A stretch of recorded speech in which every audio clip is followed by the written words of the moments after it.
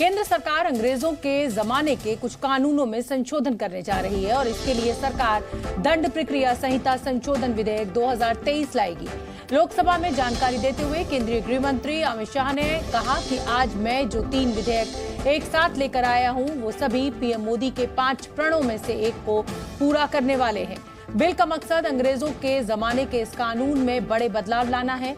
इस बिल को लेकर पिछले 2 साल से लगातार गृह मंत्री अमित शाह पूर्व आईपीएस, आईएएस और कानून के जानकारों से विचार विमर्श कर रहे थे। इस बिल को स्टैंडिंग कमेटी में भेजा जाएगा।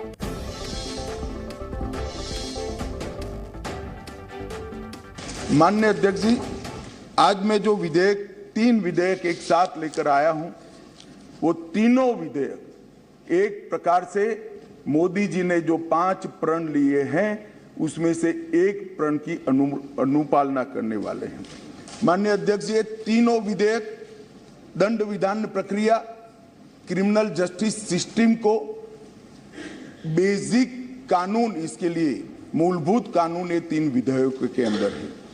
एक है इंडियन पिनल कोड जो 1860 में बनाया गया, दूसरा है क्रिमिनल प्रोसीजर कोड जो 1898 में बनाया गया और तीसरा है इंडियन एविडेंस एक्ट जो 1872 में बनाया गया।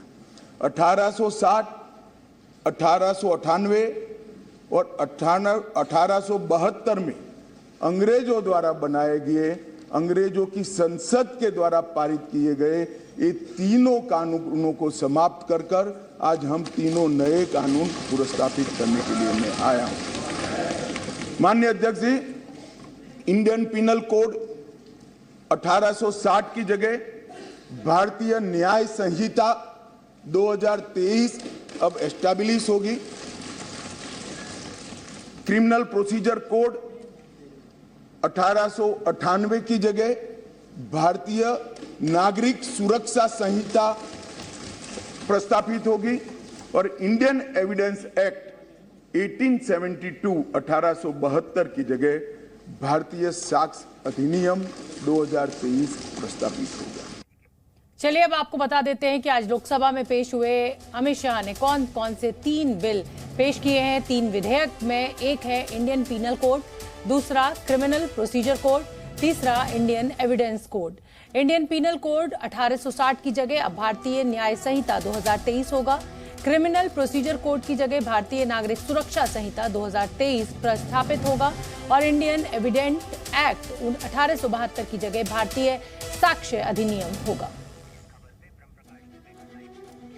और इस बड़ी खबर पर ब्रह्म प्रकाश जी न्यूज संवाददाता मेरे साथ लाइव जुड़ रहे हैं।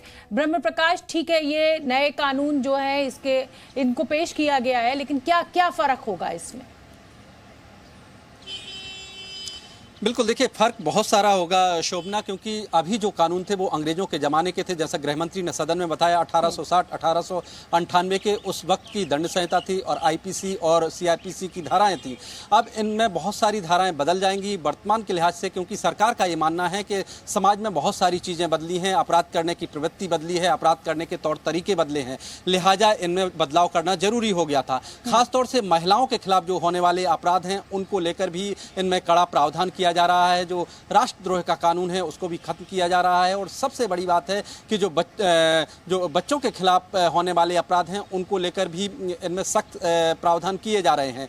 और अब जो कानून है जो 2023 के लिहाज से तैयार होंगी जो सारी प्रक्रियाएं, सरकार का ये मानना है कि इसमें बहुत सारे जो प्रोसीजर है वो बदल जाएगा, आसान हो जाएगा। और सबसे महत्वपूर्ण बात है कि अंग्रेजों के ज़माने का जो कानून था उसमें बहुत सारी प्रक्रियाएं घुमाने फिराने वाली होती थी, तो वो सारा जो सिस्टम है वो बदल जाएगा। आपने देखा होगा कि NDA 1 में भी मोदी सरकार की तरफ से बहुत सारे ऐसे कानून थे, नियम कानून थे जो हटाए गए थे, जो पुराने थे, अंग्रेजों के ज़माने के थे।